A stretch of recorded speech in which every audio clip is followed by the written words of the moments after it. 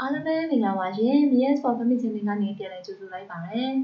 ။ဒီနေ့ဝင်ပြပေးခြင်းတဲ့ဟင်းရလေးကတော့လက်ပံကောင်းချီချက်နည်းလေးပဲဖြစ်ပါတယ်။လက်ပံကောင်းချီဟင်းလေးရဖို့အတွက်ပါဝင်ပစ္စည်းတွေအနေနဲ့ကတော့မြင်းလိုပါမယ်။နှစ်စိတ်ကလေးတွေလိုပါမယ်။နောက်ချမရွက်လိုပါမယ်။နောက်သွန်ဖြူသွန်နီခင်းချင်သီးနဲ့ငပိလိုပါမယ်။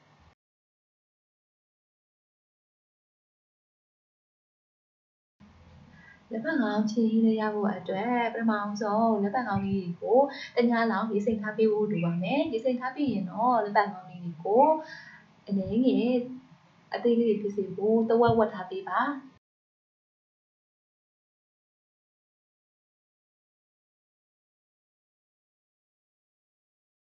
လက်ပံကောင်းချီဟင်းလေးရဖို့အတွက်အိုးထဲကိုစီးထည့်ပါမယ်။စီပူလာမှာကသွန်ဖြူသွန်နီခရမ်းချင်သီးငပိစနွေးမုံတို့နှက်စာအောင်ဝေပြီးတော့အရက်တာအတွက်စားဟင်းခက်မုံမှာတခါလေးထည့်ပြီးတော့မှတမအောင်ဝေထားပေးပါမယ်။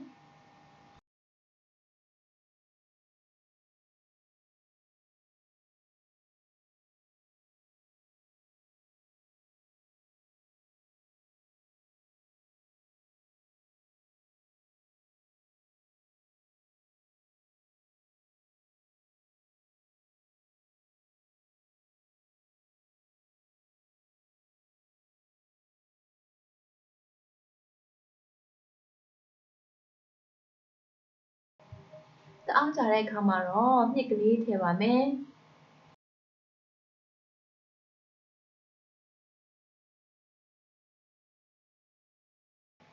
မြစ်စိတ်ထည့်ပြီဆိုရင်တော့လက်ပံကောင်းရေစိမ်ထားတဲ့ဟာလေးကိုထည့်ပါမယ်။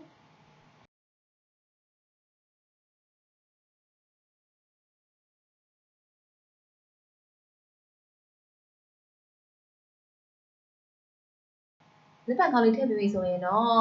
နှက်ထအောင်ဝေပေးပါမယ်။ဝေပြီးလို့တအောင်ကြတဲ့အခါမှာတော့ချမောင်ထည့်ပြီးတော့မှဝေပေးပါမယ်။နောက်ရေထည့်ပါမယ်။ရေထည့်ပြီးရင်တော့ဖုံးအုပ်ထားပေးပါ။